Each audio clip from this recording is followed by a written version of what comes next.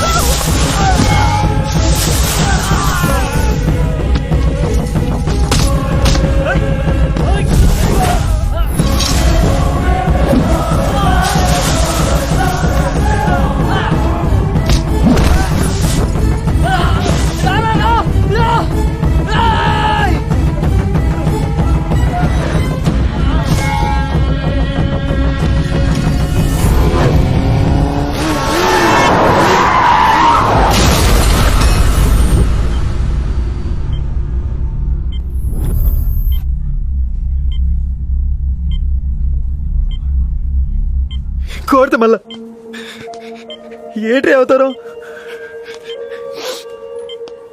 ఎన్నిసార్లు ఎడిపిస్తారా? అవి ఇంకెప్పుడు కనిపించుకున్నా చూడు, అప్పుడే కొడదాం అనుకున్నా.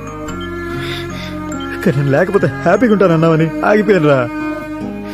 సంవత్సరం ఎదురు చూసాను నీ కబుర్ కోసం. ఇలాగ పంపేదే పోరా. సర్లే నువ్వేం బాధపడగా, అదే నేను వచ్చాగా మొత్తం సెట్ చేస్తాలే. రెస్ట్ తీసుకో, సెట్ చేస్తాను నాగా.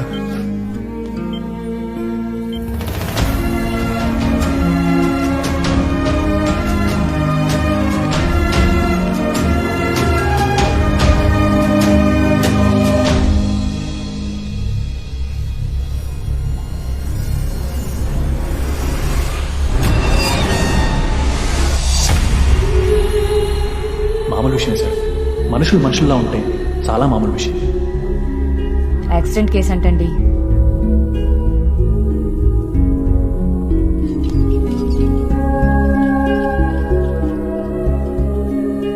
సార్ మిమ్మల్ని చీఫ్ డాక్టర్ గారు రమ్మంటున్నారు.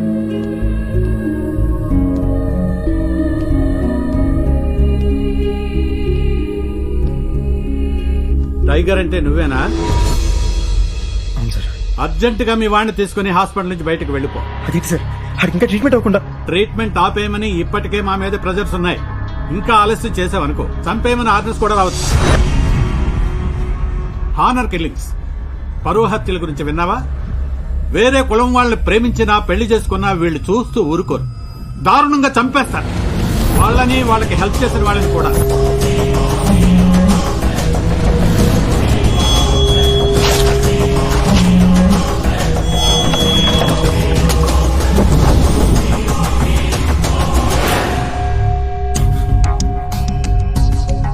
బయట డెడ్ బాడీ ఉంది చూసావుగా.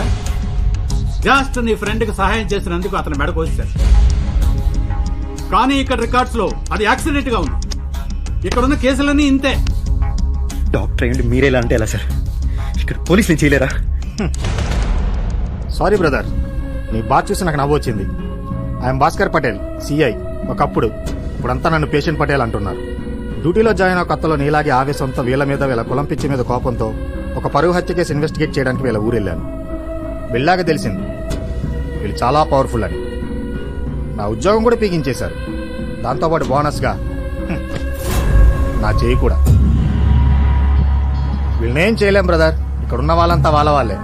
చూడు బ్రదర్, నీకున్నాయి రెండే ఆప్షన్స్. ఒకటి ప్రాణాలతో పారిపోవడం, లేదా చచ్చిపోవడం. ఆలోచించుకో.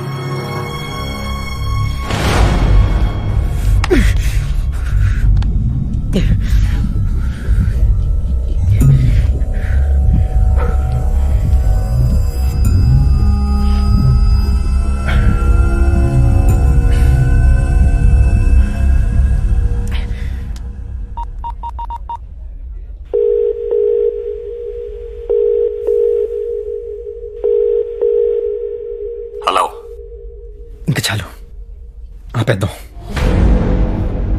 నీ కూతురు నీకు అప్పచెప్పేసి మా ఫ్రెండ్ని వెనక్కి తీసుకెళ్ళిపోతాడు. ఇంకెప్పుడు కాసి చుట్టుపక్కల రాకుండా చూసుకుంటా. డీలోకేనా? డీలోకేనా? ఓకే. కూతురు రూపంలో పోయిన పరువు దాని చావుతోనే తిరిగొస్తుంది. దాన్ని తెచ్చిన వాణ్ణి నరికితే మనకి మర్యాద పెరుగుతుంది. దాని తర్వాత ఐసీయూలో ఉన్నవాడిని చంపేస్తే కథ సుఖాంతమవుతుంది. రాణి,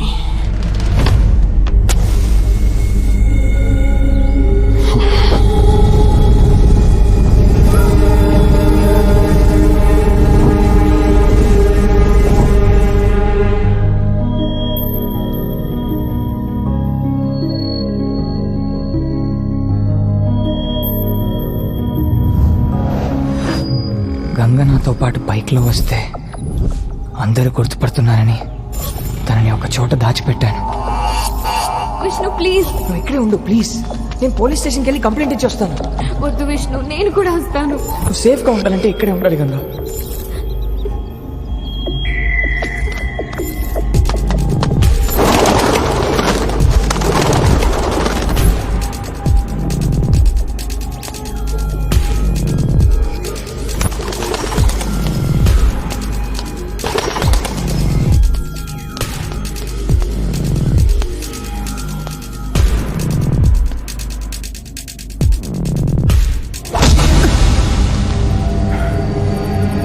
నువ్వా? విష్ణు గారు మీకు ఫోన్. Hello hello Vishnu. ఎవరు? విష్ణు గాడి ఫిగరేనా? వస్తున్నా విష్ణు, నీ దగ్గరికి వస్తున్నా. I love you Vishnu. మాట్లాడేసావుగా, ఇప్పుడు ఆలాపీసా? నీ గాడికి అట్టుకొస్తున్నాలే. హే టైగర్, నీ లైఫ్ సెట్ చేస్తాను చెప్పాను కదరా. నువ్వు రెస్ట్ తీసుకో. రెస్ట్ అంటావేంటి? విష్ణుకి ఏమైంది? విష్ణు రాకుండా నువ్వు వచ్చావేంటి? అడుగుతుంటే చెప్పవేంటి? ఇంత ఇంత ప్రాణం మిగిలిందంటే దాన్ని కూడా కులం పిచ్చెక్కిన మీ అదవులు తీసేయాలని చూస్తున్నారు. ముందు నువ్వు వాడిని తగులుకున్నావు, ఇప్పుడు నీ కులపోలు తగులుకున్నారు. నేను అడిగి అప్పుడే చెప్పే నీ ప్రేమ గీమా మనకొద్దురా, సెట్ అవుతురా అని వింటేగా. చెప్తే వినరు, ఆపితే ఆగరు, కాలేదాకా నమ్మరు, తగలబడిపోతుంది అక్కడ. విష్ణుకు అడుగని ఏమన్నా అవ్వాలి. ఏం లవ్వే మీది?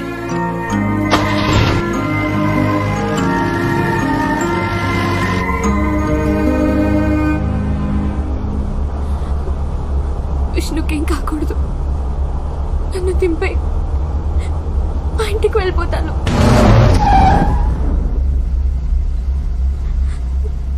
ఈ ఊర్లో, ఆ కులంలో, మా ఇంట్లో ఓ అమ్మాయిగా పుట్టడం నా తప్పు. వాళ్ళ గురించి తెలిసి కూడా ప్రేమించడం నా తప్పు. విష్ణుకేం కాకూడదు. నేను చచ్చిపోయినా పర్వాలేదు. విష్ణుకేం కాకూడదు.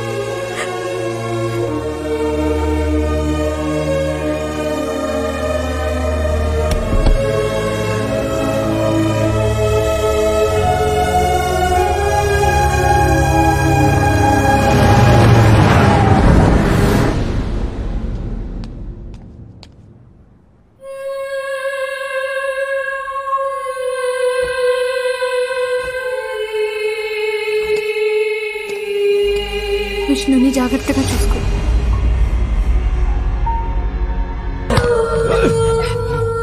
దీనికి బ్రతికే అర్హత లేదు.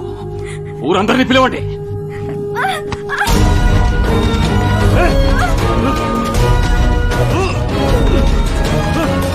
చంపేయండి.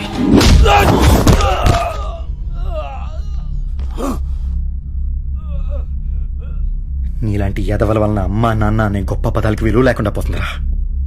నా ఫ్రెండ్ ప్రాణాన్ని కాపాడడానికి నీతో డీల్ మాట్లాడాక ఇక్కడికి వచ్చాక అర్థమైంది, నేను కాపాడాల్సింది ఆడి ప్రాణాన్ని మాత్రమే కాదు, ఆడు ప్రేమని, ఆడు ప్రేమించిన అమ్మాయిని, గంగని. ఎప్పుడైతే నా ఫ్రెండ్ ప్రాణానికి నీ ప్రాణం అడ్డేసావో అప్పుడే నువ్వు నా బాధ్యత. రాయ్, నువ్వు మహా అయితే నీ కులం కోసం ప్రాణం తీస్తావు, కానీ మా గోదావరికి చిన్న పెచ్చుంది. మాది అనుకుంటే చావునన్నా కాసేస్తావు. ఆఫ్టర్ ఆల్ నువ్వు ఏంట్రా ఎక్కువ మాట్లాడుతున్నావు? నీ పాటికి మా వాళ్ళు వేసేసి ఉంటారు.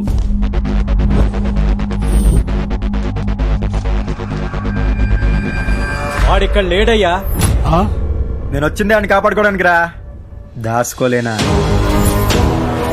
నువ్వేంట్రా డ్రైవింగ్ సీట్ లో ప్రస్తుతం నేను రథసారథి టైగర్ మనిషిని ఆడి ఫ్రెండ్ను కాపాడడానికి వచ్చాను. మరి అదేంట్రా? కంటిన్యూటీ.